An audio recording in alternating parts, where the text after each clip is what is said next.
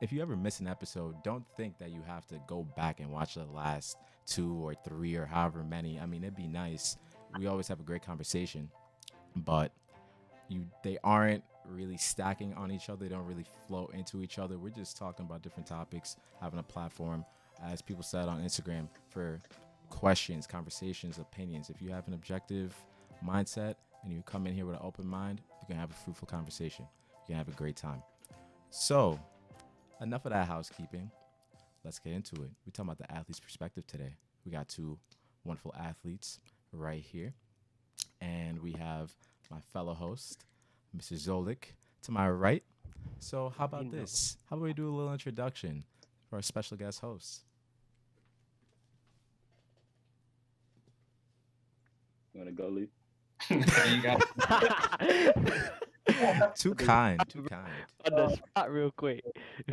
we're talking Yeah. about guys in the same door, man. Yeah, Khalif Raymond. Yeah, man, been friends with these guys for a long time. Really close to school, man. Steve, that's my brother right there. So, man, excited to get on here and chop it up a little bit. Yeah. My name is Steven. Yeah, like Khalif said, we're roommates all throughout college. And, Jose and Blouses are my guys as well. Known them from school too. So we're just gonna talk a little bit about our experiences. Yes, indeed. Excited, boys. I'm excited. Yeah, Let's go. Let's get it going. we've Oh, man. been we've been very excited to share this episode with you guys. I mean, just in the little briefs and just kind of bouncing ideas off each other, it's gonna be a real fruitful conversation. So especially whether you're a non-athlete, whether you are a former athlete, current or future, please just listen out. You're gonna hear some wondrous words of wisdom. So let's get into it. So I mean, you guys both play football, as you said, both roommates and everything like that. How about you guys like briefly go into what that was like and a little bit of the thought process into the journey of playing football, playing at the college level, playing at higher levels. Little spoiler right there. And yeah, Man, that's I'll tell you what, that's a lengthy one because I think even as Steven will tell you, it's a lot more that goes into being like a college athlete than a lot of people know. But just the journey, man, started off just playing football. I was 8 years old actually, and I kind of begged for 2 years to play. Finally got a shot. My mom put me in when I was 8 years old. Um, yeah, kept it going all the way up till high school. Broke my ankle, unfortunately, but sent out about 800 emails to some colleges. Out of the colleges, Holy Cross was one of the 10 that responded, and one of the three that didn't send me automated email saying like, "Hey, how you doing? You can come." They actually sent me an actual personal response. So that was my actually my only college offer. And then yeah, I mean it's a lot going to go with that journey. I'm sure we get into. Yeah, Steve, how'd you start playing, man? Same, bro. I started when I was young as well. I was 5 years old and I wasn't good. My mom the next year she was like, "Yo, you want to play again?" I was like, "Nah, I'm good. I'm cool." But she made me play. Fortunately enough, and coming out of high school, I didn't have the offers that I wanted from the big D1s. I'm from Texas, so I wanted UT and Baylor and all those guys, and I didn't have that. So fortunately, I went to a boarding school in Connecticut, and then from there, Holy Cross was my first visit and my first offer, and I was just like, yeah, let's do it. Yeah, man. I think it's a funny backstory. It's me, Steve, my brother Dev, and Kobe. Man, we were all roommates, but I remember Steve telling me we all like naturally did not like each other when we first got there. We were so competitive.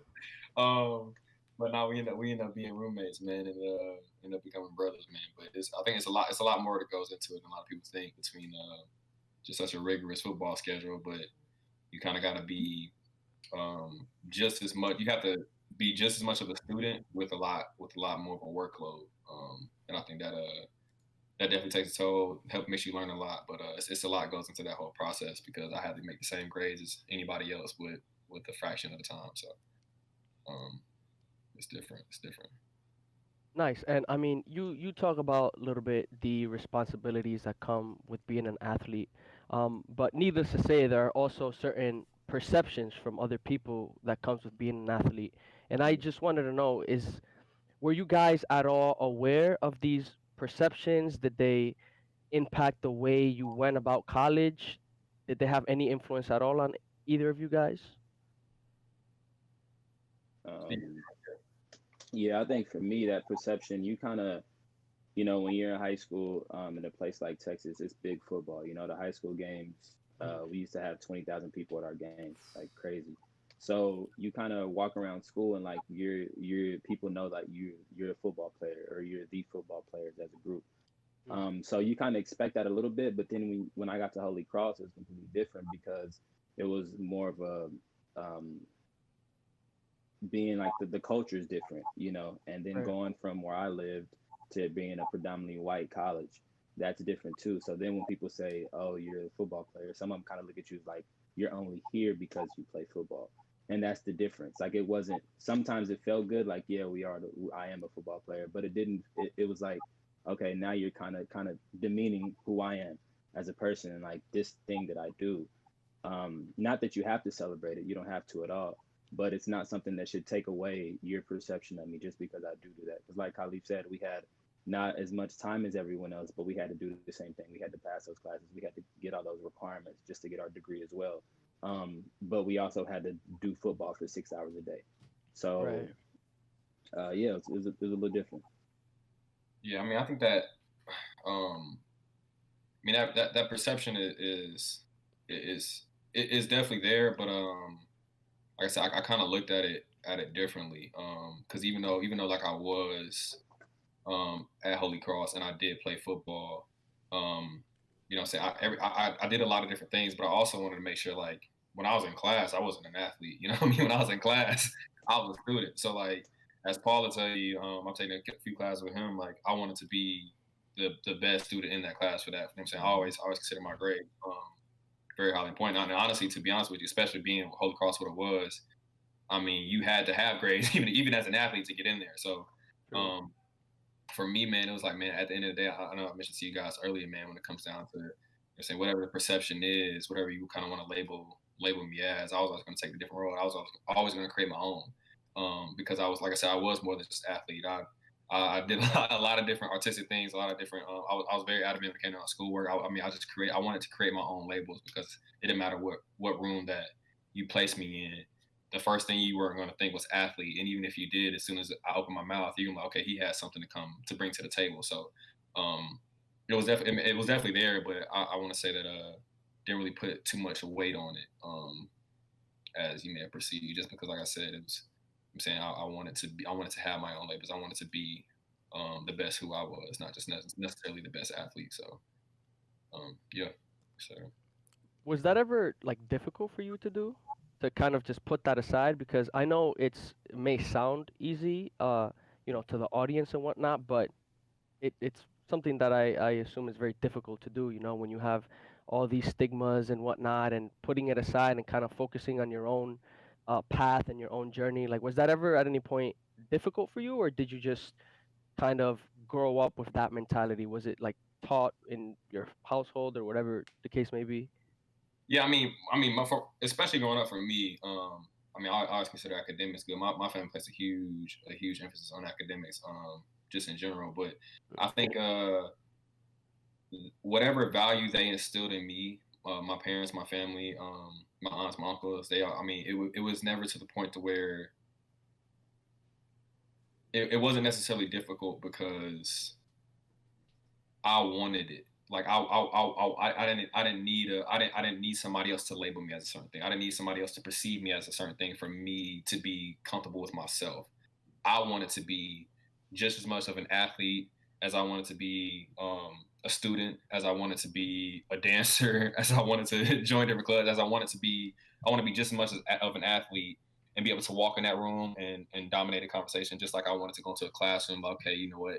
I want that guy for my project. Like I wanted that myself. So um, for me, it was a little bit different because I wanted it so much myself that I didn't need somebody else to tell me like, hey, if you would do this to perceive you a different way, I want it to be perceived however I want it to be perceived. I want it to be an athlete. I don't know. It was kind of, and maybe I should give my family a lot more credit for that too, because Mhm. I've kind of I've always been pushed because I wanted it, and I think that kind of changed the way I viewed other people's perceptions. Mhm.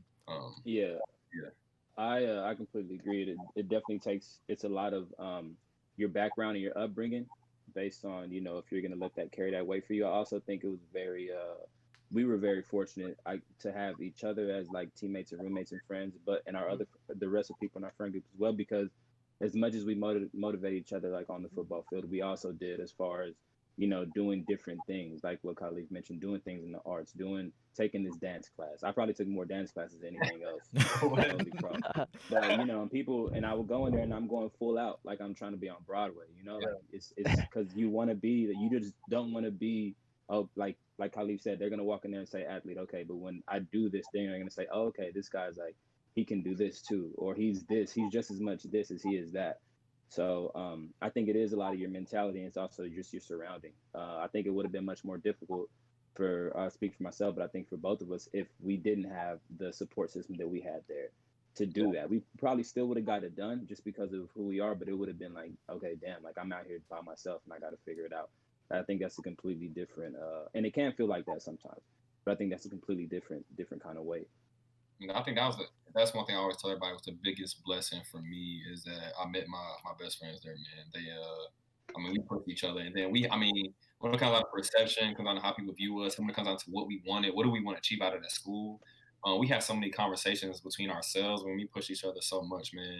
Um, I knew what Steve could bring to the table just as a human being, man. Just the light that he has in his heart, man. And just how intelligent he is, and we kind of piggybacked off each other. So knowing what each other had to offer, man, you can take that perception anywhere. 'Cause at the end of the day, we know that we have the capabilities to make it through, to finish it, to be at the top of whatever we were trying to do, man. So um, yeah, definitely leaned a lot on each other, and that was the biggest blessing because I don't think you. I felt very fortunate to have gone to a school in a way, I mean, way colder for one, but completely out of nowhere in a completely different state, and to find guys that push you like that, um, man, that's just you talking about a foundation of starting off and finishing out that school, man. I had a foundation of brothers that were very smart, intelligent, and capable humans that were also able to push me as well. It's just as much as I pushed them, so it made it a lot different. Right, definitely. I mean, just to go back to something that you had said before and just kind of having that drive, having that motivation of, these people may want to put me in a box. I'm just an athlete. You already said it. You're more than just an athlete. And I can vouch for your story. Yeah, in that accounting class, this man definitely was going as hard as it goes on the field in every play. I mean, this guy is incredibly intelligent, and that's what we're trying to show here. We're trying to show that they're not just people who are meant to entertain, are meant to go out and win a championship. That's not the end goal. These are intelligent individuals that have much higher purposes than just, oh yeah, this is just the one thing that I'm doing. They're not one trick ponies, not in the slightest. So that goes into my next question, where did you guys ever actually perceive that, like, say, outwardly at Holy Cross? Was that something that you kind of were like, okay, like this person is trying to either belittle me, dehumanize me in some way? Because in my opinion, it is a bit of a dehumanization. These stereotypes and these typical, oh yeah, he's just an athlete. I mean, he's probably having someone else do his tests or do his homework or something like that. He probably just, he probably has like a 2, a 1.8, something like that. He's probably barely passing. So did you Steve guys did you guys encounter that, or is this just a stereotype that people just have? Blouses, man, it's crazy you said my GPA like that. Nah. Nah, but I think speaking personally, I definitely encountered that. But that's also, I mean, when someone does that to you, the best thing you can do back is be successful in whatever it is they're trying to belittle you. And I kind of never let that get to me in that sense where I felt like I couldn't, like I don't think changing their mind is the what I want to say, but it's like I don't care. You can say how many people have said that to me throughout my entire life that I wouldn't get here, and now I'm here and you're trying to belittle me because of this. Like, all right, whatever. You know what I'm saying? Like, I'm just gonna do what I got to do because it's not about me impressing you. If I thought about every person that said that to me and try to go out and prove them wrong, that would be a lot of weight. And at one time it's motivating, but if you do it over and over and over and over again, rather than just doing it for yourself, like Khalif mentioned earlier, like this is just what I want. So it doesn't, you do feel it. And I think it's, you feel it in society as well, but it's something that you don't want to just keep inside and like hold on to. I think that's the wrong thing to do. It's just like, all right, this person feels that way. Okay. Like I'm gonna show them, but I'm gonna just do me. Like I'm gonna do me regardless of what they say, because you're gonna have a lot of naysayers. And I think it's the easiest thing to do is just like just put that on the back burner and just grind. Like just go and get it, because if you just got to get it. Like no matter what, you have to get it, because you listen to people. And like we're talking about Khalif earlier, or with him, about being an undersized player. Um, how many people didn't believe in him?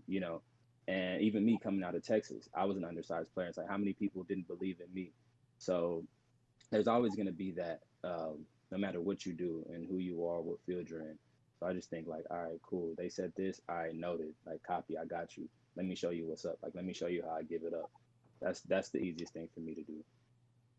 Yeah, I feel like kind of going back to what I said earlier, man. It's just man, I just don't believe in letting anybody place labels on you, and even if they wanted to, I just feel like, man, just the skills and capabilities that I've been blessed with, people that I've been surrounded by.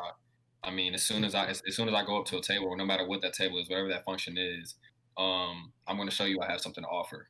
So like before you even try to get that label out there, and if you decide to, I'm going to bring something to the table any conversation I'm in, no matter what group of people is, I'm going to bring something to the table. So, um, I think it's just to believe that belief in yourself necessarily, because I didn't.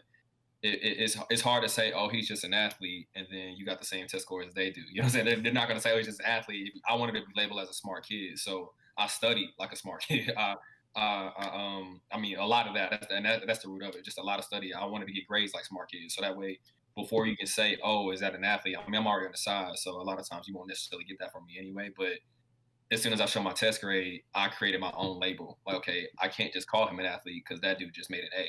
So I think it's just the way you work, the drive that you have, and you can decide the labels you create. So I didn't want to put that weight and give that to somebody else to say, look, I'm going to let you decide for me what I believe about myself. Because at the end of the day, I know for me personally, you give me enough time, I'll go be the best dancer. You give me enough time, I'll go be the best accountant.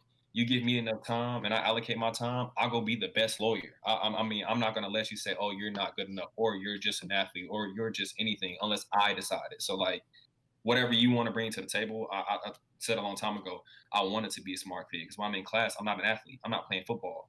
I'm trying to get an A. So when I pull up my test grade, like I said, you're not thinking, oh, he's a football player. You're like, whoa, what study guide did you use? And that's what I want to let you. Like, I wanted to let that know when I'm in dance class.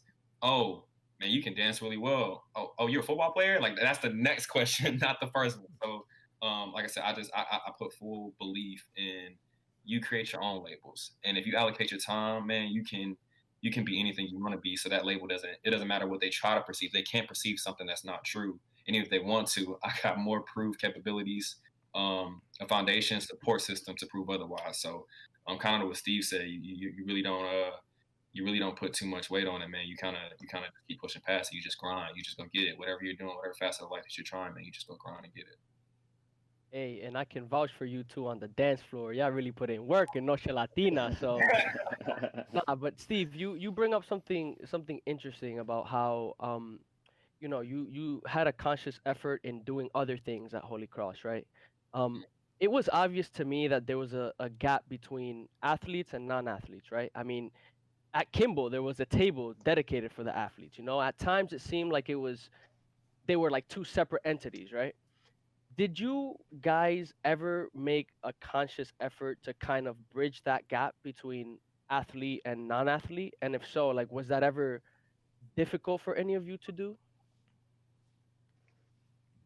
Um, Steve, you want to tackle it? I don't want to cut you off, brother. No, no, no. Go ahead. Go ahead. And I think that kind of stemmed, and I know exactly what you mean because I know that the Kimball table, right? But I know exactly what you mean. Um, and I think And you guys were different, right? Like I felt that you guys were a lot more immersed in our community than other people were. So that's why I asked you two in particular, because it seems you guys did something maybe that was different that other people didn't do to kind of bridge that gap. So I'm just, curious to see what your mindset was about that. I mean, because it's hard to say that it's not there, but I didn't always. I was always interested in culture. I mean, I'm Hmm. already a culture myself, just like Steve, and um, so to me, it's like I said, I don't feel like just an athlete. You know what I mean? Like I was so intrigued by culture. I was so intrigued by trying different things and doing different things. That's why, like I said, we did all the Casa, Noche Latina. I mean, we did everything. So, um, and maybe that has less to do with an athlete per se, and just more to do with, I mean, just any college kid. You go to college and you go to a college campus to reach out and send an email to go join that club or go join that club the first day. I mean, whatever you do to do anything for the first time is a lot harder. So like to go out and reach out and say, hey, I want to join Noche Latina or I want to sit at a different table. I mean, it's just as scary being a freshman first time student to do something like that. Is there a difference being an athlete and a non-athlete? I think naturally it comes because of the fact that when I go to school the first day, I've already been there for a month because of football. So like I come into school with essentially 90 friends. So like for me, Right. it's a different application because I came to school with friends and with I don't know if you want to even call it a hobby or with something to do outside of just going to school. Um, it is like reaching out even more just because like I said it is different in that sense. So it is, I guess it will be a lot harder because I already kind of have a friend group. I kind of already have something I'm spending my spare time with, and a lot of it because I really don't have much time left. I can only imagine. I try to do all three. I try to do Asia, Noche Latina, and Casa, and between practices for the dance, spring ball, and trying to hit all my workouts and taking econ, I was stressed.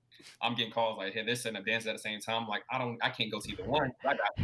So it is harder in that sense, and that's what makes the bridge kind of happen. Like I said, you do come in with 90 friends, so the effort to kind of go do something different is not Mm.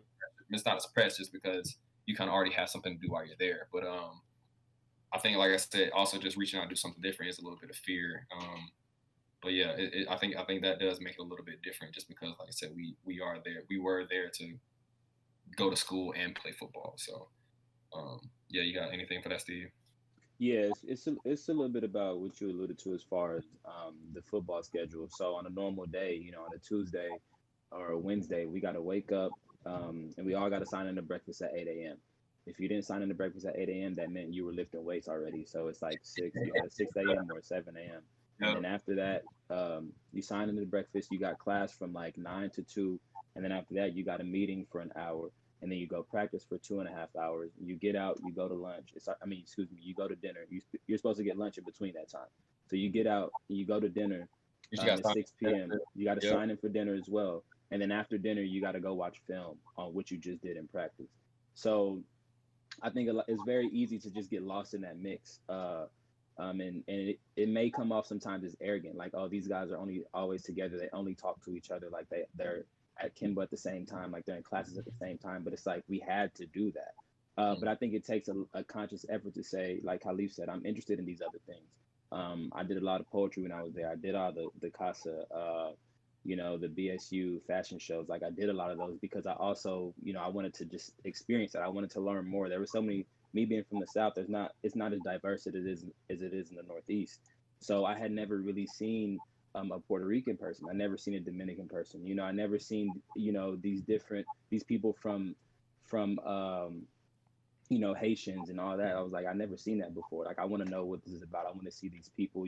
People are speaking different languages. They come from different religions and cultural backgrounds, and I wanted to know all that. Like Khalid said, I just had that hunger to, like, all right, let me go do this. Let me go like dance bachata and figure it out. Like let me go. So that was a lot of it is it, and it's hard. It is kind of hard because people do kind of think you're arrogant. So when you go talk to someone, they're like, "Oh, why are you? Why?" When you talk to a non-athlete, like, "Why are you talking? Like, what's the point?" Or it's very easy for them to make it weird. So I think it takes a conscious effort kind of on both ends. Like, especially when I would see a person of color, a black person at Holy Cross, like down south, if I see you in the street and we pass each other, we like say what's up, just acknowledge each other because we kind of, got each other's back at that point. So it's the same thing in my eyes. Like if I saw a person walking, I'm trying to look at you and say hi or just say what's up, even if I don't know you, but you're looking down. So it's like, all right, that may turn me off to keep doing that over and over and over again, getting that same response. So I think it takes a consistent effort definitely on both parts, but there is that gap that I think we just created for no real reason. Like, all right, this person plays football or this person plays basketball. Okay, cool, that's just a thing he does. Like, I do intramural sports, or I'm in this club, or I'm on the track team, or whatever. Like, those are just things we do. Um, why does that kind of have to make us very hesitant to talk to each other? Mhm.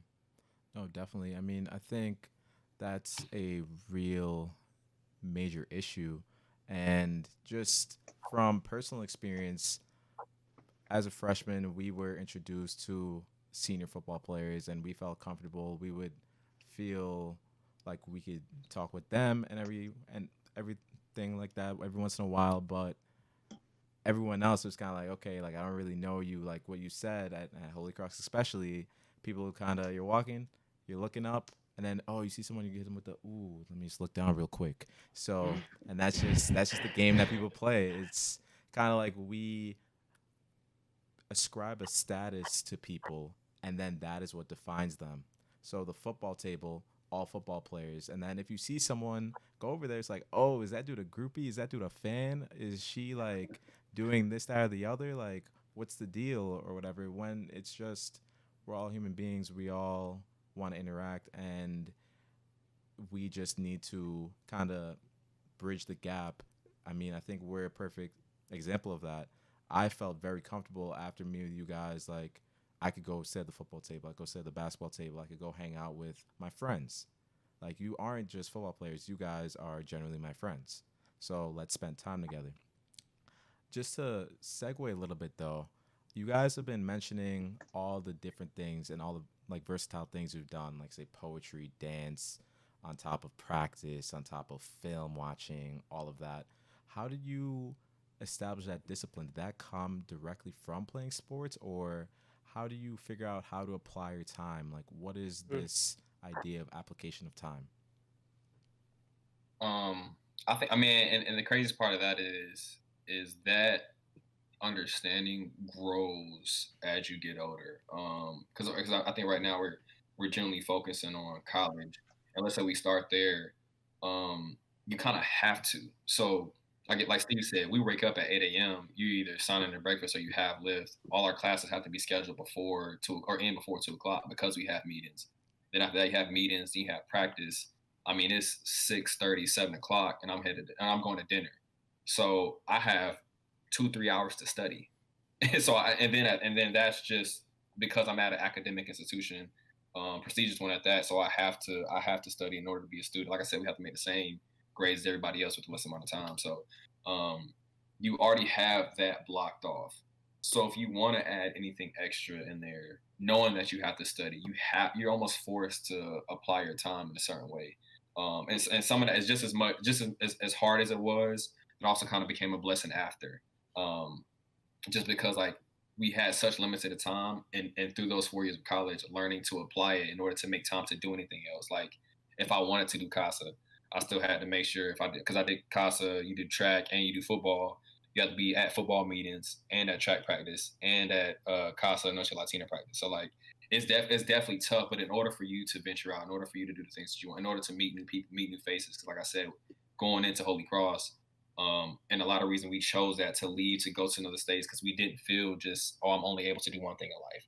We always felt we all, like I said, Steve did poetry before he even got to Holy Cross. So like there's so many different facets of ourselves that I don't think we go into the school thinking, oh, I'm just a one trick pony. So like you make time to do what you want to do.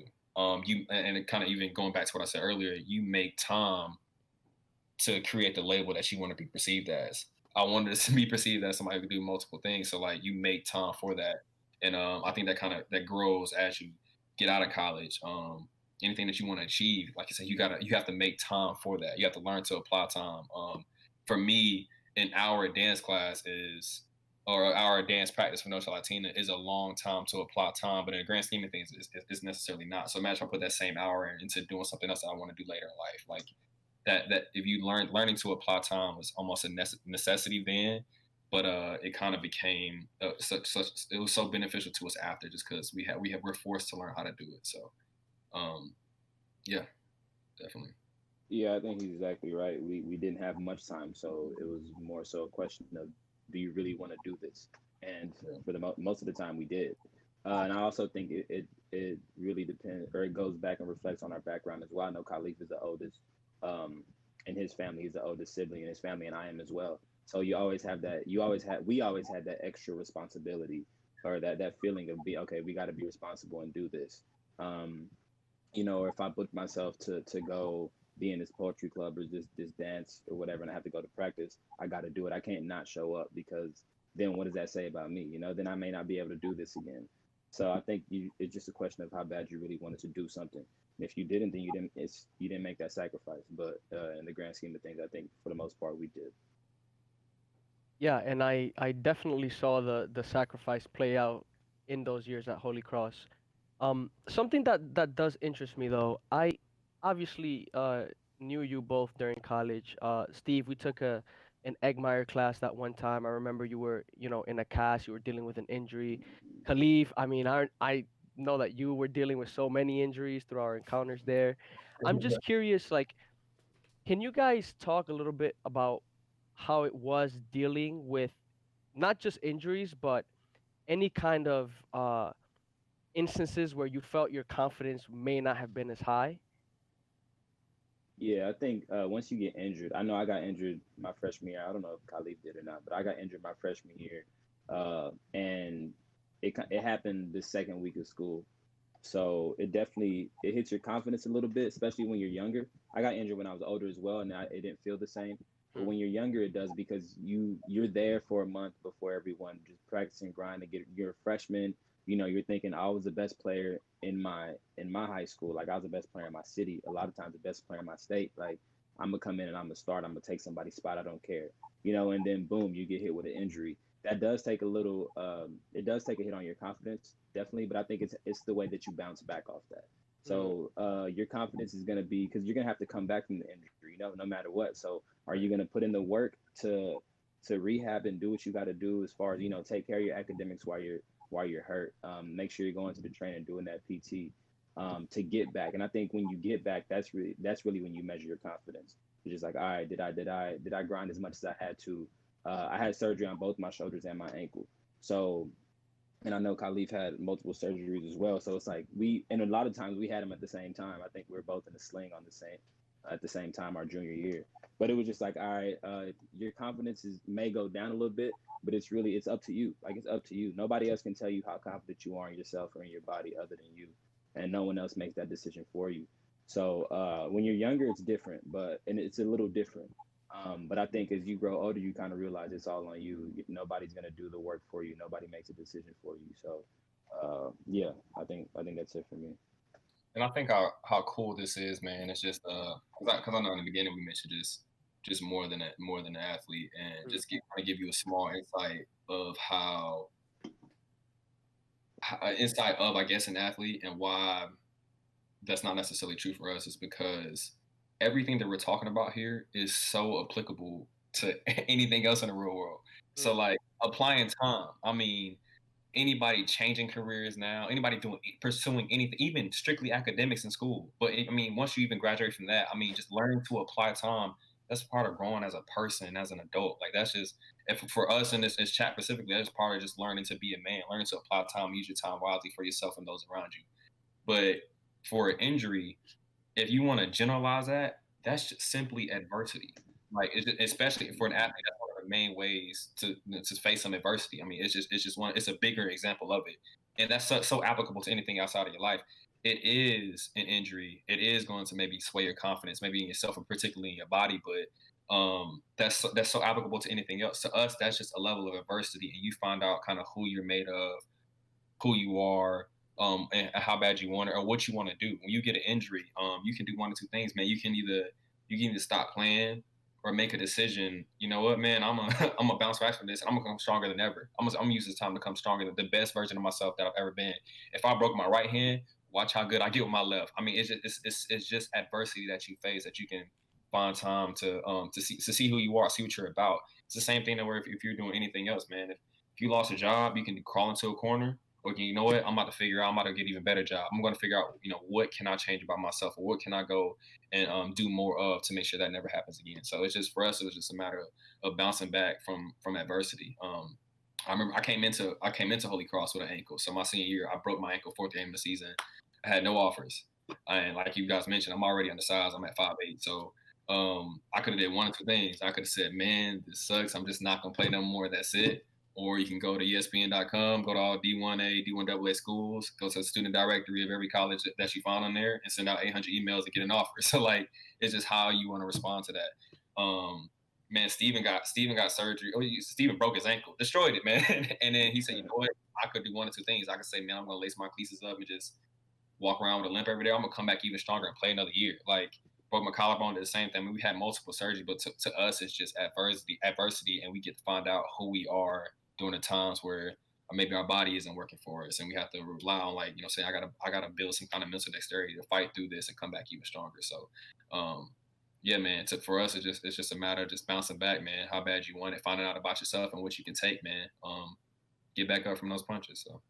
Yeah, I think Khalid brings up a great thing in adversity. Adversity, it comes in many different forms, like you said, just to generalize. But once you get to that point, your confidence really can never be shot. So I'll give you a personal example, and I don't know if Khalid wants to share, but well, I'll share his because that's my dog. Khalid had in the beginning of his NFL career, still in the beginning, but the first year or two, he had a little bit. He it was very adverse for him. He had some plays that kind of defined his year and made him potentially lose his job and go through things like that and go through not being on the team while the season's playing. uh Confidence is that happening, going to a stadium where that happened and people like mocking you and booing you, whatever. Confidence is lacing your cleats right back up, working a whole year, getting your mind right, doing all that, and then going out there and shitting on that team. You know what I'm saying? Like, that's confidence. You don't do that if you're not confident. My personal story is me being an actor. I started acting. I never really acted in college. I started acting after. So for 20 years, I played football, and then one day I was in Texas, and I was like, you know what? I'm gonna move to New York and act. I didn't have a place to stay. Luckily, I was able to stay at my boy's on his couch for the first year. I moved and started just auditioning. Like, that's confidence. So that's you can kind of build it a little bit, but you're kind of just born with it. Like, all right, nobody can tell me like I can't do something. Nobody can say, oh no, you can't be an actor. And people did. People in my family did. Were like, are you serious? Like, what are you gonna do there? I was like, I don't know. Where are you gonna stay? I don't know. How much money you got? $900. I'm not worried about it, because I'm gonna go out there and I know I'm gonna get it. So I think that's the confidence that you get from facing adversity after adversity. And at a certain point, it just becomes a speed bump. Like, you hit a speed bump and you're like, oh, okay, cool. I'm just keep going. So I think that is what confidence is to me.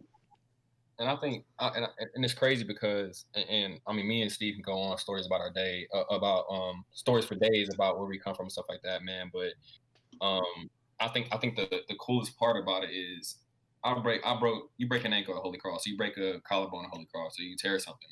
Um, Man, to when I first got to Holy Cross, based on where I was, based on where I've been, where I grew up, I'm like, man, this is way different than anything. I mean, I'm in college in Massachusetts with my best friends from Texas and California. Like, it was an unbelievable experience to me. So like, there was no way I was gonna let a collarbone stop me, or a ankle stop me. I mean, I had so much backing from my family. I mean, it was just, it was. I was too blessed to not keep going. So, I think, and then you just think about the diversity that we've had growing up. And I know I mentioned to you guys the other day, man, but I mean, we're talking about, I mean, and people had crazier stories, but I've had my water shut off. I don't had the gas turned off. We're boiling water to take. I mean, I went from that to Holy Cross, and a lot of that was still a lot of help from my family and friends. So I'm like, man, there's no way that at this point I'm going to stop, that I'm going to quit, that I'm not going to keep going.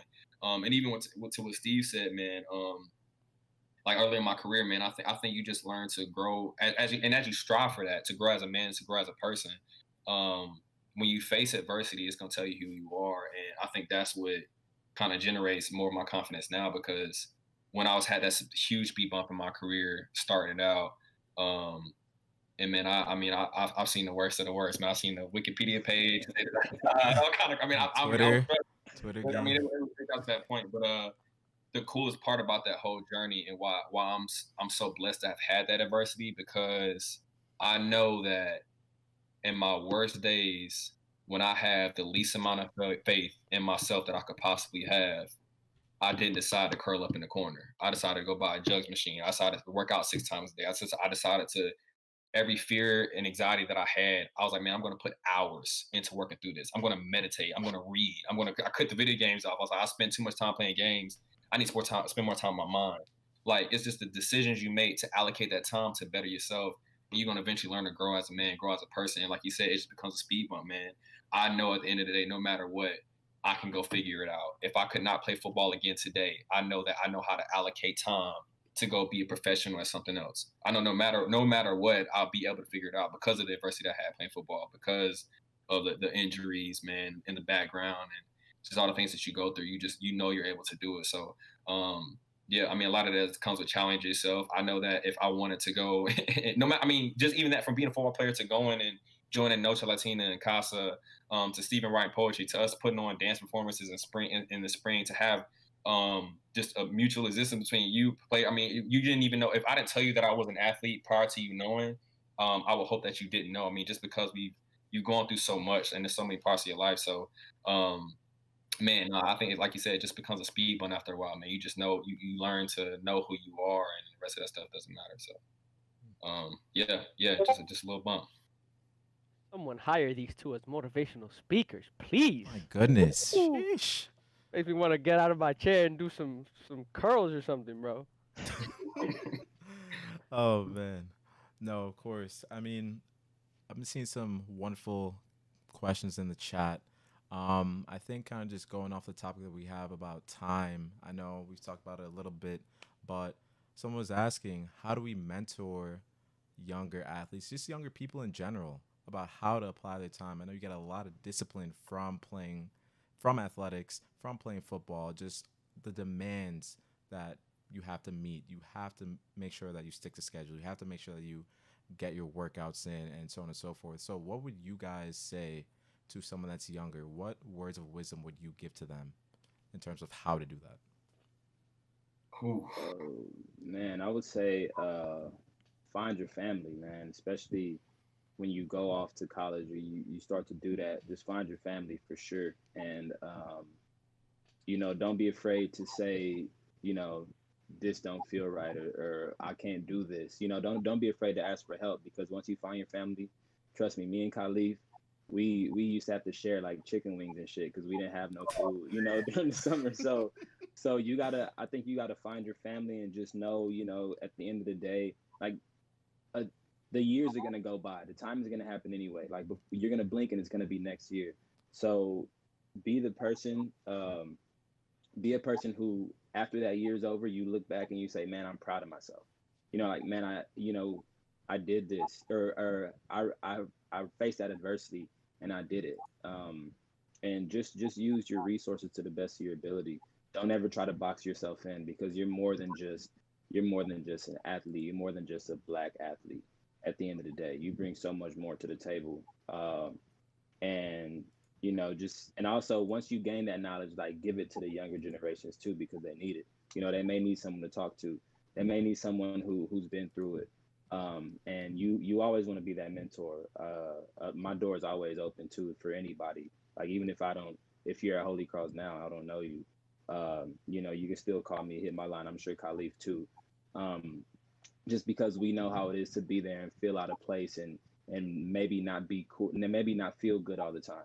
So just lean into who you are, lean into your family, and just, be good, be positive, have that vibe, because it's not going to kill you. Trust me, it's not going to kill you. Like, no matter what they say, it's not going to kill you. At the end of the day, that's why I used to tell myself, is this going to kill me? Like, man, I just broke whatever. Is this going to kill me? Or, man, I just failed that test. Is that going to kill me? No, I know I'm going to pass the class. This is just this time in the moment. So I know that's extreme, but that's what it took for me to be like, all right, I'm cool. Like, I'm going to be alive tomorrow and I'm going to be getting it again. Amen. Man, just quick, real quick, just, I'm telling you, man, there's so many stories that and being an athlete at Holy Cross that we could tell, man. I mean, just imagine, Steve, how many summers we went through where you got. I mean, we got some stories to tell, but just to give you a quick glimpse, you talking about adversity, man, and just why it, just learn how to push, even just being an athlete in general. But man, I walk in and I am starving. Naturally, I don't have any money, man. I come from humble home. There's no way I'm asking my mom for no money, but I'm hungry. I'm hungry as I can be. And I walk in, and Steven is cooking chicken wings and the frozen vegetables. And I think it's two chicken drums. I know for a fact it's two chicken drums. And I look at Steven in his face, and I'm like, this man I know for 100% fact is hungrier than I am, and I'm starving. He looks at me, he looks at me and says, and he just says, "Man, you want one?" I said, "Hold on, bro, hold on. I know how bad you wanted that chicken wing because I eat it right now." And he still gave it to me. But like you said, man, oh gosh, I wish I could tell you guys some of the stories, man. Trying to survive those summers, man. It's just it's a different, man. It's a different level of mental dexterity. But nah, man, that just shows the guys you're surrounding yourself with, man. This dude had one chicken wing and some frozen vegetables, man. He gave me a chicken wing, and I needed that chicken wing. Man, but now what I will say, going back to it, is and that question always makes me nervous because that's so much pressure to put on somebody younger, man. Just because I see people now telling them saying you have to do this, you have to do this. You telling children you got to do this, you got to do this. Man, I would tell a kid that, and I'm like, I know for sure when I went home, I was playing games. I'm gonna say and tell you not to. You need to go do your workouts. I'm like, man, I'm playing. That's a lot of pressure. And now that I think about it, if it wasn't for my coaches pushing me, my father figures pushing me, like I needed that as much as I wanted it myself, and I wanted it. I'm talking about I will go to the gym right now, 1 o'clock in the morning. Nobody got to be there. I'm gonna grind. No matter what you say, I'm gonna grind. I'm gonna go grind.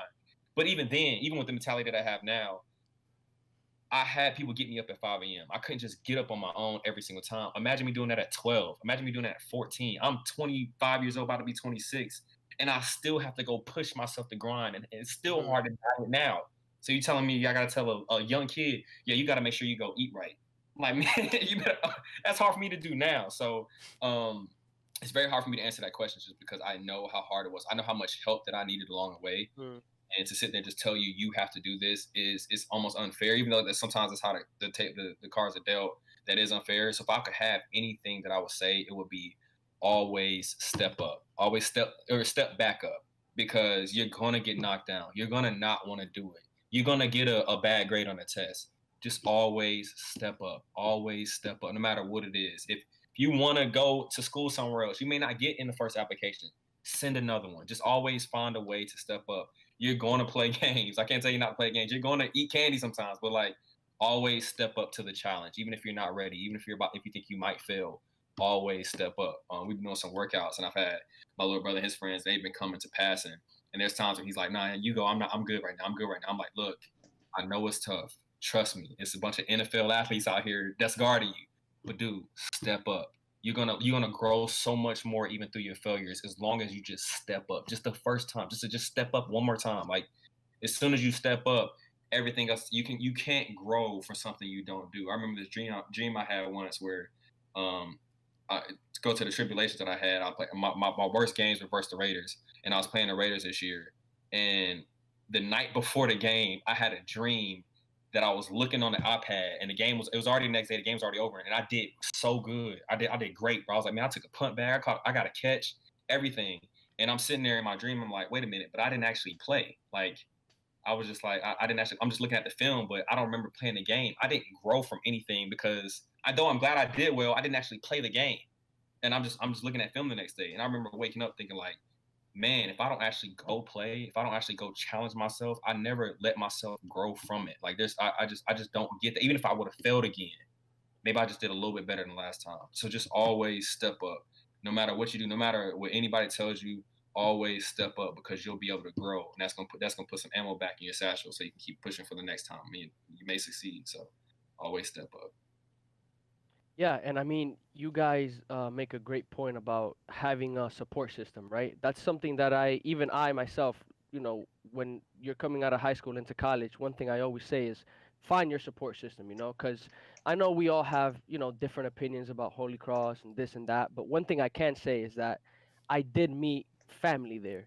I did meet people there that I consider now my family, that I talk to every day, that check up on me whenever something's up.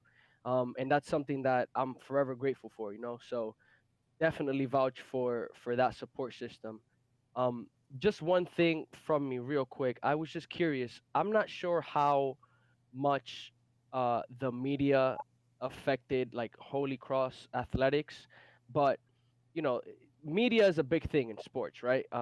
Their ability to write articles and make certain interpretations and promote certain things that may not be valid is a big thing in the sports world.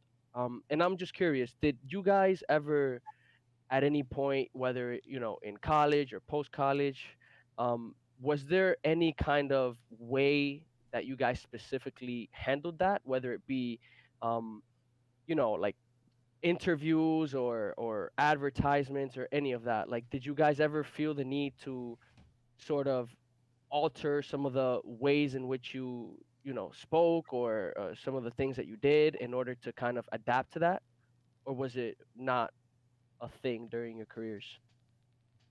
I think, and definitely as far as interviews and things go, but I think the underlying statement with all that is perception is reality. So if you're being interviewed naturally, I mean, you have to find ways to protect yourself. Mm. Just like I said, you can speak and you can say, man, I like grapefruits, but I don't like the color. I don't like how round it is. Well, only thing you're gonna see is don't like how round it is, and not the fact that I mean, they can snip. You can snip it whatever you want. So not so much at Holy Cross, but you kind of do have to kind of protect what you say. And naturally, anything you do. I mean, if you walk into a meeting, you can't just say whatever you want to say. You know what I'm saying? You got Right, right, right. that. So no, you do have to protect yourself because, like I said, you don't necessarily have the power of the pen. You only have the power of what you say. So just find a way to protect yourself. Not so much in college, but I think that's kind of everywhere you go. Perception is reality until you have time to sit down and deduce what's going on. So in all facets of life, you got to just make sure you protect yourself because people are going to think like whatever they want to think of you. So you can only you like I said, create your own labels, man. If you don't want something out there, don't put it out there. But if you want somebody to perceive you in this way, man, then keep it that way. If it, I don't think anybody could. If I'm always walking around in a suit and tie, I mean, you can only have one perception of me that I'm allowing you to have until I present you to something else. So, just like anything you do, man, whether it be media or anything, just kind of always protect yourself. Man, and I'm Yeah, surprised you didn't. Oh, my bad. Go ahead. no, no, I was gonna say I agree. I think that's more a question for Leaf. I was just saying, I'm surprised you didn't pull up with a suit and tie right here, man. I was Oh yeah, waiting I mean, for it. Classic, man. I was waiting for it, man. I'm at home, but Man, no, I man. got something ready for you in case, bro. Agree with that, man. I feel like, man, if I'm only going to I'm gonna present myself in the manner that I want in the light that I want to be seen every single time, man. Mm. So, like I said, when I was in the classroom, I don't got on football pads. You know what I'm saying? But one thing I am gonna present you is that A on that paper, so that's gonna be your perception to me is when you see that grade. So, Mm. um, same thing with the media, man. It's just you can't control what other people say, but you can control what you say and do, man. So Gotcha. kind of just protect yourself because that is a thing. There's always two sides to a story. No matter what the story is, there's always two sides of it. So, um, yeah. Yes, indeed.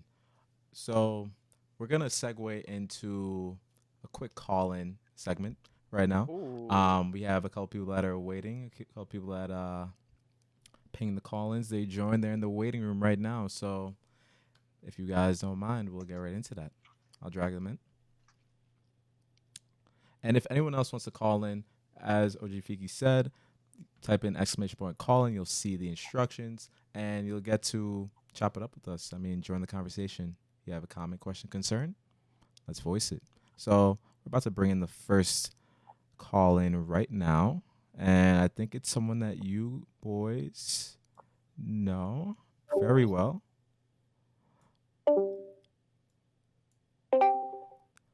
All right. Hello, hello. You know, Oh, mute can now, y'all sir. can y'all hear me? Hey, my guy. My boy. What's What's good, up, y'all? bro? What's What up? up? Not much. Yes, sir. We have the KC King Ahmad on the line. Ooh, Welcome, welcome. what's Thanks, up, thanks for man? having me. Thanks for having me. Man, happy to Um, have you, man. yeah, Yes, indeed. yeah. I was looking to call in one of these episodes, and y'all chose the perfect one for me to jump in here. So, um, foremost, thanks for you guys still putting this stuff on. This is great. And this is amazing. Thank you. Just to Appreciate start you. off, I know a lot of people in the chat were just talking about like mentoring younger guys. I first got the Holy Cross, like Khalif, Steve, Dab, all those guys, Ron, picked me and my group of small freshmen up and really showed us the ropes around Holy Cross and really like took care of us. So they're like our big brothers in that aspect and really showed us, exactly how it is to navigate Holy Cross. Really just football life is about on that team. So I thank them for that. Said they really are our brothers and really big brother figures to us. So one thing I did want to say, guys really picked the two best people out of Holy Cross to really talk about this stuff, just because Steve and Khalif are so determined.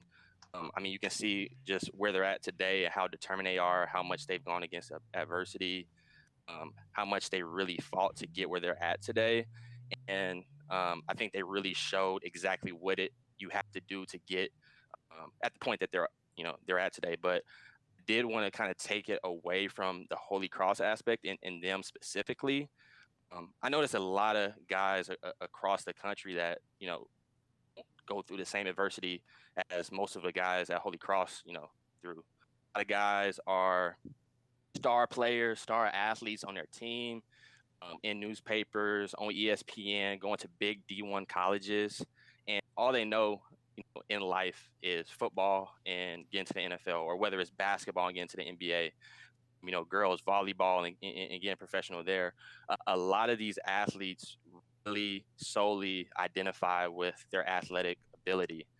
Mm, And with the stigmas that you guys were talking about, not only is it placed on them as from the outside, it's also internalized as well, because at home, they may be the meal ticket to get their family out of the hood per se, or they may believe that it's the only way they can get fame and fortune or really amount to anything. So I know a lot of my friends and a lot of people I grew up with, like football was the only aspect that they looked at and the only way that they could get to stardom, or have money or really help their family. So mm, even moving through college and navigating through college, it's really a shock to people's identities, because a lot of people get to college and they're not the best player on their team anymore. I'm from Kansas City, and being one of the best players in the states, I get to Holy Cross, and first day Khalif is burning me down the field. I'm like, this is different. Like this isn't the same. So I can imagine what it's like for people that are like at Alabama or like Clemson, that have been the star players their whole lives, and then they get there and they don't touch the field once in their 4 years, mm, and really struggle with identity crisis. I actually took a sports psychology class with Professor Senecal at Holy Cross, and one of the things we talked about is identity crisis with athletes after their retirement, after they're done playing. So, like I said, a lot of these athletes really only identify with their athletic ability, and that's internalized. Um, also out from outwards from the community and even their coaches as well. A lot of these big colleges. I mean, we were lucky enough to go to Holy Cross, and we had a lot of adversity, and we classes, and we had a schedule, and we were expected to go to our classes and stuff like that. A lot of these other colleges, these guys, their coaches tell them, "Hey, be a history major," and they're not even interested in history. They may be interested in econ, like what Khalif was taking, or they may be interested in philosophy, business, or some of the harder majors, pre med, things like that. And their coaches straight up tell them, "Hey, like, don't do that. We need you to be mm, a football player. We need you to be a basketball player." And that's really just tearing down their identity even more, mm, and just hurting them. So when they do reach that point of retirement and actually moving on to the next step in their life, they're lost. And a lot of these athletes deal with depression. They go through identity crisis. They really don't know where to take their lives from there, and they're not really prepared for life after sports. So you guys really chose two of the best people because they've really set themselves up for life after sport. And I know me personally, even when I was done with football, obviously, I was happy that my schedule was freed up a little bit and I could, go out a little bit more semester senior year and do stuff like that. But something for, what was it, 18 years of my life, maybe even longer, every single day and working on it and not able to do that anymore, really tough to go through. So I'm not sure. I mean, I know Khalif is still playing right now and has a lot more years, left and is doing well. Steve, I'm kind of curious. Did you have any sort of feeling right after you got done playing? Did you struggle with any identity crisis or anything like that? Just a question for you. Great question. Yeah, I appreciate you, and I appreciate everything you said. And I think that's a great question and a great issue. I did go through it. I went back home. I went back to Texas, and I kind of didn't know what to do because football is for what is very cathartic. You go on the field and you can celebrate and you can express yourself in ways you can't express yourself in real life. You can go hit somebody very, very hard, and it's legal. It's cool. Like you're not going to go to jail for that. So it's a different feeling. I was kind of, still working out, but it didn't feel the same. People would ask me because, like you said, for my family, I was supposed to be that. I was supposed to be that meal ticket who goes to the league and figures it out, and I chose a different path. And so a lot of my family is like, "Well, what are you gonna do now? Or you should do this now, or you should do that." Kind of everybody's still pulling me where they wanted to pull me, rather than me trying to know. And I think that's why I moved to the city. That's why I moved to New York to just figure out, or just build the person that I wanted to be after that. Because while I played football for the majority of my life, even still, it's not what I do now, and it doesn't define who I am anymore. As big as a chunk as used to as it does now. So I did go through that, and it was tough. It was tough. I did like go through a spell of depression where I had to start seeing a therapist, and I had to talk some things through, and I did have to have difficult conversations with my family about, I'm going through this. I gotta kind of be to myself. I gotta start meditating. I gotta start reading. I gotta start exploring other avenues. So that's why now, like, I do kind of everything to see what you like, because you got to get to know yourself after that. Because you may know yourself, but you don't know yourself without this ingredient. So you take this ingredient out, it's a whole different thing. So you got to kind of figure out. For me, I had to figure out what that is. And I still do every day. Like, I experiment with different forms of art. I write music, I perform music, I write poetry, I act, just to kind of say, okay, is this cool? I mean, I study other things as well. I study Spanish every day, just because, like, that's a part of me that I want to explore too. So I think it's very important to just have that and just know you're not just an athlete. That's the biggest thing. I felt like I was only a football player for the majority of my life, no matter what I tried to do. But you're not. I'm not. I wasn't just that. And all these guys who do that, they're not just that. So I think it's very important now, especially as everything moves forward with these athletes at Holy Cross and just across the country at any of these schools, to know that they are going to define who they are, like no one else. Not this program, not the University of Alabama, not any of that. Like, you define who you are. um and it's tough because it low-key, it starts with us to teach younger generations that, because I think nobody really taught me that. That's why I kind of had that obstacle to overcome. So I think that was a great question. And also, like, to get through it, like I did, me and Khalif talked a lot, me and Ahmad talk a lot, me and you guys talk a lot, just in general. And that is also, like, it's helpful. Even though I may not say, yo, this helped me with this, you look back and reflect on these conversations, like, oh, okay, like, I can do something else, or I can be something else, or I'm not just Mm, that. So Yeah, I can completely agree. Um, I had one more thing I want to Hmm. bring up, and I know we got some other callers that want to get in. So the other thing I want to bring up, and just like you said, Steve, just kind of like mentoring and really taking some of the younger guys under our wing and helping them get through all that stuff. One lack that I see across football, basketball, and a majority of the sports where black males are really prevalent is the lack of black coaches or coaches of color to really help some of the young athletes across the nation really deal with this stuff. So I know when I was talking about coaches also putting that stigma of being only an athlete.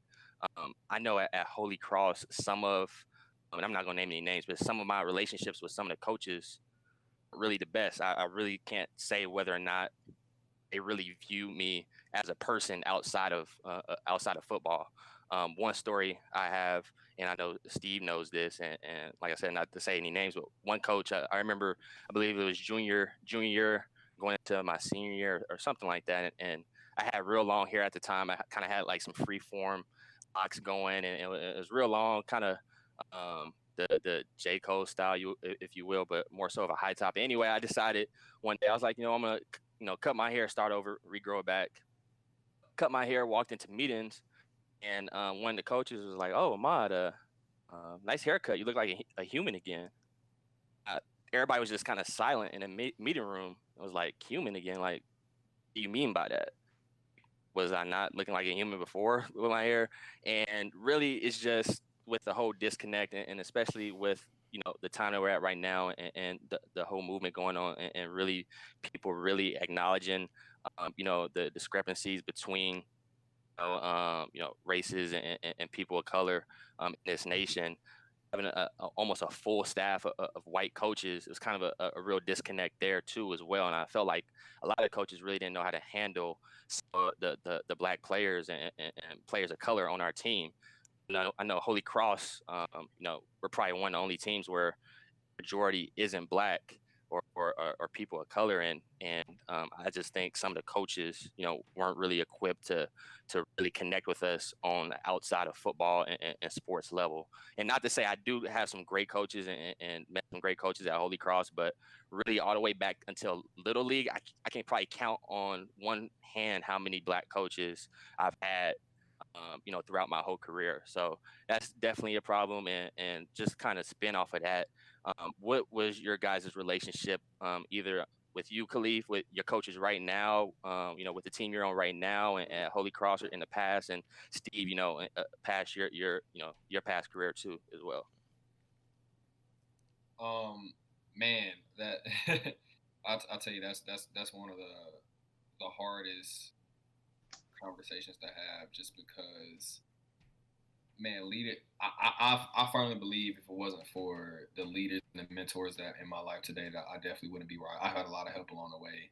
And I mean, I have had black coaches. My best friend's dad is my mentor, man, and he's literally, every decision I make, especially when it comes down to a business decision, I hear his voice in my head. Like, it's almost like he's guiding me when he's not there. So, man, and that always isn't the case, man. And that's really tough. It's so tough to the point now where, like, everything is done from the level above it. So maybe the coach, maybe the that child didn't have a black coach, so when he grew up, he didn't think, okay, I can be that for somebody else. It always kind of goes one step above. So what I try to do in my life is I try to be the difference.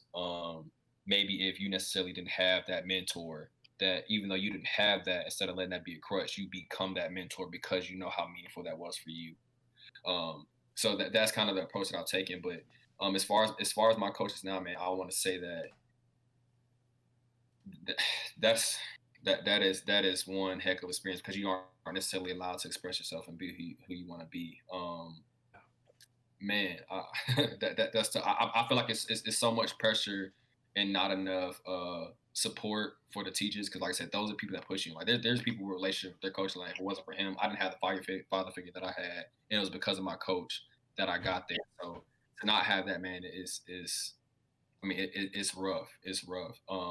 Personally, I've had pretty decent relationships with my coaches. But it was like you said, it was all only football oriented. A lot of times, my mentorship came from my best friend's dad, Mr. Lawrence. It's just as far as, like, after once I got to college. So I haven't necessarily had that experience of having a coach um, who helped me outside of football as much as I've had just kind of during football and trying to help me there. Except for one in high school, and I didn't have a ride home. He would take me home every day, and he would, like, he put on Christian music, whatever. He would kind of guide me a little bit here and there. But outside of him, I didn't necessarily haven't had that experience as well. So, man, it's a tough journey to be where you are, and to already have a diversity that you have, and to get to that point. Um, and I feel like, man, that's why being a man right now is so hard, because you have so much adversity. You may not necessarily have the mentorship to guide you into becoming a man, but man, I take that and say, man, just find a way to make you stronger, because that's it. it's you have a terrible hand dealt to you, man. But use that. You've been through so much adversity already, man. You got to just push through it. It's tough to kind of comment on that. How you feeling, Steve? Yeah, I think that's an issue that needs to be fixed, just across sports in general. You think about it with, black male athletes, or our experience at Holy Cross. I wasn't really cool with um, any of my coaches. Just it was just business, Um, I was more so when we did have a black coach, like we were tight like that, and it was like because there's an understanding. So it's very difficult for us, but you have to imagine it's even more difficult for black women who are athletes who go into these situations where, you know, they're on a basketball team or on whatever track team or volleyball team or whatever with all black women or majority black women, and their coach is a white male, and that's a huge disconnect there. That I think we do have to get more just black people in general in these higher positions in these organizations. That's something that, you know, we can petition for it and it can be an outcry or whatever, but it's not going to change until someone changes it. And it is tough because during in that situation that Amada mentioned, where he said, "If now you look human," I imagine now if Ahmad, Khalif, or I were in that situation, we wouldn't react the way they wanted us to react. It'll be an issue at this point Yeah. because we know better. But at the time, you don't know that you can speak up. You don't feel like you can speak up because, oh, okay, you're gonna say something, you're not gonna play this week, something like that, or Mm. and that can become an issue. So I think it's a huge disconnect that we do have to fix. Like I said, with just everyone across the country, but specifically with the black women, especially what they go through just on a daily basis socially. I think it translates directly to athletics too. So that's a great question. I think whatever if there just has to be more like women, more black women in positions of power, and more black men in these, especially athletically, where the majority of your team is black. So Yeah, I agree. And it definitely sometimes would feel like a dictatorship, and you can't step up and do what you want to do as a human being. I even remember when I believe it was right when Colin Kaepernick first kneeled, and we went and played at Bucknell. And Bucknell, everybody knows is well, everybody on the football team knows is the only place where we actually are out for the national anthem. And I remember us all lined up for the national anthem, and every single black person on the team looked and was like, "Yeah, I want to do this. Do you want to do this?" And then we can see our coaches kind of looking at us like, don't do nothing," sort of thing. Definitely didn't feel like they would have our backs if something were to ever happen if we actually like took a kneel or anything like that. But Mm. that's all I had. I know some other calls in here. I'll let y'all keep talking, but I really appreciate y'all. Love y'all, all y'all boys, and thanks for letting me join in. love you too, Yes, brother. of course. No Much love. problem, bro. Thank you for Those are calling in. some great insights. Appreciate you, Ahmad. Yes, indeed. I think it was very fruitful for the conversation that we're having, and these are things that need to be addressed. I mean, these are glaring issues that I feel like are just overlooked or just more or less ignored. So, thank you so much for that perspective, Ahmad. Much love. So we're about to bring in the next caller, but as we're doing that, I just had a brief, quick question that one of the younger viewers wanted to know. How would you know whether to take a PG year and, just work on your game, work on your craft, or just go straight into college? Just wanted that address. I know, Steve, you said that you did that. So can you speak on that really quickly? Yeah, so for me, I got injured my senior year in high school. Well, I was injured throughout the whole year. So, or my junior year, excuse me, I was injured my junior year, and I didn't get recruited as I wanted to. So when I came out, I did have some offers. I had walk-on offers, but I didn't have what I wanted. Um, and the thing about PG is you're gonna face some great competition, and from that, you're gonna get. If you don't have the opportunities that you want, you can work for it. You can take an extra year to work for it, so you can improve your game. And do all that like you said. But I think it's just fill it out. Like you can go on offers, you can go on visits. Excuse me, you can go on visits to these schools, to these like post grad schools, and just fill it out because they a lot of times they give scholarships as well. So if you didn't, I got a full scholarship. So if you didn't get the scholarship that you wanted to this, that, and the third school, you can get a scholarship there. But just understand that the majority of the time, the people that go to that school stay in that area. So I went to my post grad year in Windsor, Massachusetts, and Holy Cross is an hour and a half from there. So you're more than likely to get recruited in that general area, unless you are some huge, 5-star athlete, or you build yourself up to that. You're generally going to go in that area. So just be conscious of that. Mm-hmm. That's awesome. I ideally I wanted to just because of size. Man, I think I was 5'7", a buck 40, but like I said, coming from insight from Steve, man, I never knew what it would even be like to take a post grad year because I didn't even know it was localized like that. So I think that's some strong insight there. Mm-hmm. Mm. Yes, indeed. Thank you for answering that. And we'll bring in our last call in, and then we'll briefly go through the chat, see what we can answer. And yeah, so last call in. We've had him on here before. Um, Mr. Dylan, Mr. RBM. I know he's asking a couple questions in the chat, What's up, and Daniel? it's time to bring him out. Y'all can hear me, right? Yes, Yes, indeed. sir. First off, I just gotta laugh because of what Steve said. He was a PG and all that. I'm thinking back to because I went to a boarding school. PGs out here taking people's spots. I remember my senior year. We got three PGs for basketball. 6'8" from Ireland, 6'8" from Chicago, and then another dude that's like 6'6" from the local area. So it was just like, damn, it's not gonna play him out here. I don't know, it's just funny to me. But yeah, I appreciate listening to both of y'all talk. And just like y'all insights. I know both of y'all are wise dudes from interactions, and even being in a class with Steve before too. So I'm just also that you guys are like also like pro black. And I think that the question that I had, especially I don't know if either of you two have seen like the Black and Holy Cross page. Conversations just occurring about the spaces that black athletes kind of like take up in terms of like how it needs to kind of be more accommodating in terms of how like we accept other black in terms of how you guys integrate other black people. So on my RBM man status, the question that I had, which I wrote in the chat, was that how do you guys navigate for the black community on campus, helping them get put into spaces in which we're necessarily the most accepting of other black faces. And like, did you guys personally feel a need to stand up in situations where something may have been oppressive to other black people in social circles may have taken place? Yeah, I definitely felt that need, especially as I got older. I helped create the group Mocha. I don't know if you're familiar with that. My fifth year, me and Armani, me and Armani created that group to come together as it was for black. It started for black male athletes, but then we just kind of incorporated everybody. I know they had a group for women as well, but we kind of started a conversation with just um, just about that, about like everybody being more accommodating towards each other, and not feeling that kind of tension that we out there that we had previously felt. Also, just helping organize protests, do things like that. I know we had some speaker who was a goofy came by. He was some Republican guy that they had, and he was anti Black Lives Matter. And we were setting up, but we had a couple different ideas for protests, like ideas like barricading the library, or like having these signs or trying to stop this guy from getting in and speak. But to me, I thought it would be more beneficial to kind of like let him come in here and say what he has to say, and then we're going to take this man down with our intellect. Like, we're going to make sure that he knows by the time he leaves here that Black lives do matter, and you can't go around saying that shit across the country. Like that's not cool.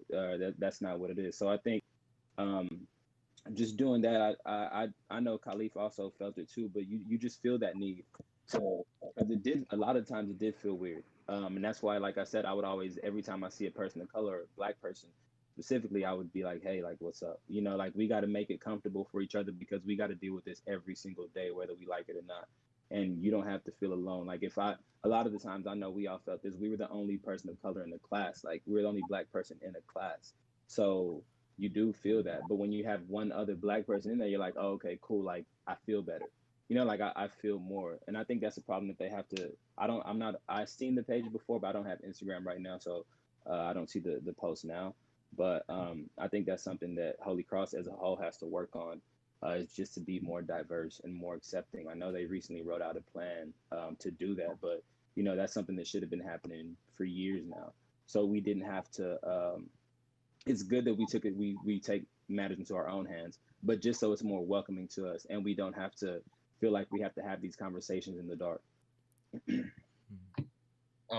Man, I think one thing Ahmad mentioned earlier is kind of how like he felt mentored by guys like me, Steve, what I'm saying, Dad, and we kind of took them under our wing. But that kind of trickles down because we've had guys before who we kind of watched A lot of the upperclassmen during my, I mean, I watch how they move through school, and how they integrated themselves. So I think a lot of it is necessarily leading by example. Um, I mean, there's a lot of stuff that can be done, but until somebody steps up and does it, that's when change created. So just far just kind of integrating everybody and just kind of mesh, especially in the Black community, man. I think a lot of it has to do with I can't tell the younger guys, hey man, go join that or come to this event or go say or go I mean, do anything. I'm on campus. It's easier to tell them, but it's harder for me to go do it myself. And I think by leading by example, it kind of brings everybody else because once one person steps up, everybody's willing to follow. So, yeah, a lot of that I think it is definitely just leading by example, man. Everybody wants to speak to you. I think but nobody wants to be the first one. So even when it comes down to just speaking to somebody, I mean, how many times you've been sitting with somebody in the library or something crazy like that, and they speak to you, you kind of like, man, it was weird because I wasn't sure I wanted to talk, but I'm glad I had that conversation. Like, just leading by example, man. I think that's the best way to do it because it's easy to tell somebody to do something, but it's a whole nother thing to do it yourself. And I think that's how you kind of mesh everybody together. So I think even me, Steve, Dab. I mean, we started doing so many events. We started doing I think me and you, we did the BSU fashion show, and what did that do? I mean, we had a lot of other younger kids, man, even athletes and everybody alike started doing the BSU fashion show. I mean, we got that from Herb and John and Gary. I mean, it kind of leading by example kind of integrated us to the Holy Cross community. So I definitely think that's the biggest part of it. So That's really great to hear. Steve, I didn't even know about like you being a part of the Mocha thing. I was abroad when Mhm. that happened, so I wasn't really hip to who like started. I just thought it was like Marcellus and Jiva, but like, I didn't know he was. So Mm. really grateful for that. And, like, yeah, like I appreciate both of you, in general, in terms of like being a part of like those organizations, but also in general, like having also social spaces that social spaces that like were kind of like accepting of people of color in terms of like whether it's a party in you guys' room, whatever, as opposed to like, oh, we got to go to the football house and we might not even get let in because we're black. So like I'm just like appreciative of that and just grateful for you guys to be being willing to kind of like do just that, making the spaces for us. Yeah, for sure. Though. I appreciate you, man. Yes, sir. Yep. Thank you so much for the question, Dill. As always, we appreciate you and the perspective that you bring. Once again, contributing to the conversation. I mean, it's things that we need to address. We basically we basically laid the foundation here. Now we gotta go complete that homework assignment. How do we improve? How do we make it more accessible, as you said, for black faces to get into areas where they may not necessarily be welcome in a sense, or there may be a little bit of hesitation. So, thank you for that question. Yeah, man, those are some good questions. What hit home for me was Steve when you talked about your uh, personal identity crisis and how not having football in your life post grad has kind of left you in a different state of mind. That to me uh really hit home. So thank you, Dale, for the question. Thank you, Ahmad, for bringing that up. I honestly, I never thought about that kind of struggle that you guys may face. So um I appreciate you, Ahmad, for bringing that up. uh Throughout the whole episode, we've heard such amazing words of encouragement, whether it be about confidence, how to get back up, some of the struggles that these boys have had throughout their careers, not just as athletes, but as human beings. I just like to give you both the opportunity, just real quick as we wrap up. If you guys, I know you already offered so many words of encouragement, but if you had to give advice to someone coming up to a young athlete about the ways that they can handle themselves going forward, what would be your biggest piece of advice, whether that be as an athlete or just as a human being? I just want to give you guys just a platform to state what you think is important. And yeah. Wait, before that, can I answer this one question that I see in the chat right here? Oh yeah, go Yeah, ahead, go ahead. Of please. course, absolutely. How do I build relationships of trust and push my traditionally undeserved students? How do I get through around over the billion reach kids who need mentoring? I think it's all about trust when it comes to that, especially if you're not of the same race. And trust not as far as Trust, like that the kids believe like you have their best interest at heart, especially where there's your other white coworkers might say something or do something that makes a kid feel a certain way. I think when I was young, I would have loved when people, because I've had a couple racist acts done towards me. I'm sure we all have, but you would wish someone would have stepped up and said something to that person. I think that's a big thing to do, especially if you're trying to break that barrier and break through and get those Mm. kids to really think that you have their best interest. Is to just to show them that they can trust you and to ask questions and be willing to learn. Because I don't know Khalif's experience all the way. You know, I don't know Jose's, I don't know Dre's, I don't know. Um, so it's something that it has to be an open line. Not to say that you have to just lay down and be whatever they want you to be. No, you just have to show them that you care, like you really do care, and you're ready, you're willing to fight for them as well. Because I know growing up, I didn't have that all the time. You know, I didn't have that, especially a male figure or whatever it may be. Like I didn't have that, so I think that's very important. Mm. Hmm. Yes, indeed. So, just going back to our closing question, what's your advice to the younger generation? What would you impart on them if you had to tell them something real quick, like one Anything, thing that any, just burns with them? and not just from the perspective of an athlete, you know, even from the perspective of just a human being, you know, if there are any words that you would want to share to an up and comer, feel free. My biggest thing would just be fear. Like, don't let fear stop you. Do not let fear stop you. That's something that has crippled me a lot in my life, and been a big burden on my shoulders that I've had to, I've had hour-long conversations with Khalid to talk about, when we were both in a bad space, like how do we get through this? And a lot of it was just fear. Growing up, you don't realize that if you grow up a certain way, you can start to fear success because you never knew what that felt like. So you have to understand that just on the other side of that fear is the greatest feeling that you will ever get. And if you feel fear, you're gonna feel fear. You're gonna feel doubt. That doesn't say anything about you as a person. What when The most important thing is because those are human emotions, rightfully so. But in the face of that fear, in the face of that doubt, in the face of that adversity, what do you do? That is gonna define who you are more than just those feelings. So definitely my biggest thing is just fear of to do anything, not to be an athlete, just to if you want to be an astronaut, if you want to stop, if you're unhappy with what you're doing right now, you want to stop and choose a career path that is hard, like or is difficult, or no one thinks you can do. Don't let that stop you, because it's your life. You only have one life to live, and it goes by quick. I remember stepping on Holy Cross my first day, and now I'm 27 years old in New York. So it's a different life is too short. Life goes by too fast to just let those things stop you. And also just cherish your people. Cherish your family, cherish your friends, cherish your loved ones. Because that's something that you got. I wasn't as close with my siblings as I wanted to be, and now I FaceTime with my sister every day, and it hurts me that I didn't have this relationship with her before.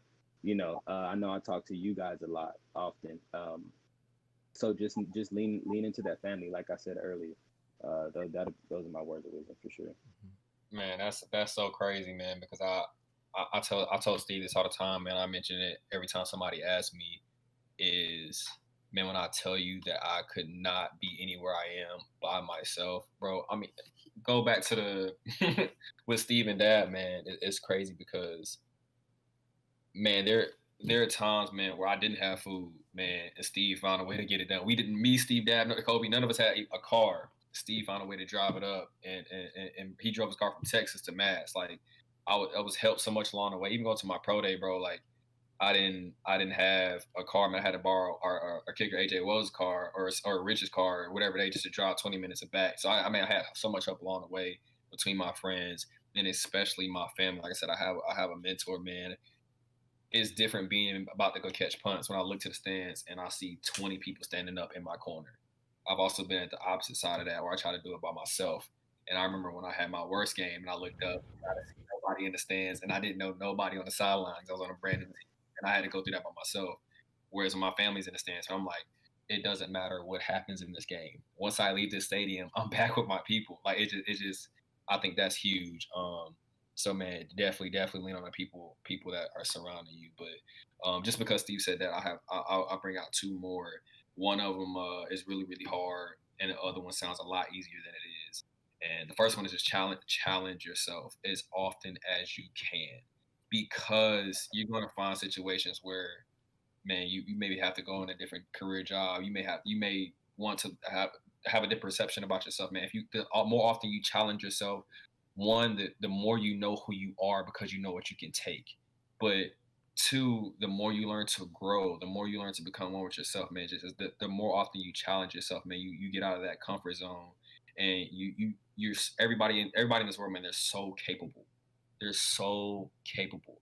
There's people who could spend 15 minutes on the game and they could beat the whole game. So if I told you go spend 15 minutes, go study some real estate, bro, you might be the best real estate agent ever. Like, I mean, it's just you're so capable. So constantly find ways to challenge yourself, especially if it's something new, man. Because like I said, if somebody stripped football away from me, I'm gonna have to challenge myself to find a new career, man. Just constantly challenge yourself, man. So that way the challenge becomes comfortable instead of just kind of like always staying in your comfort zone.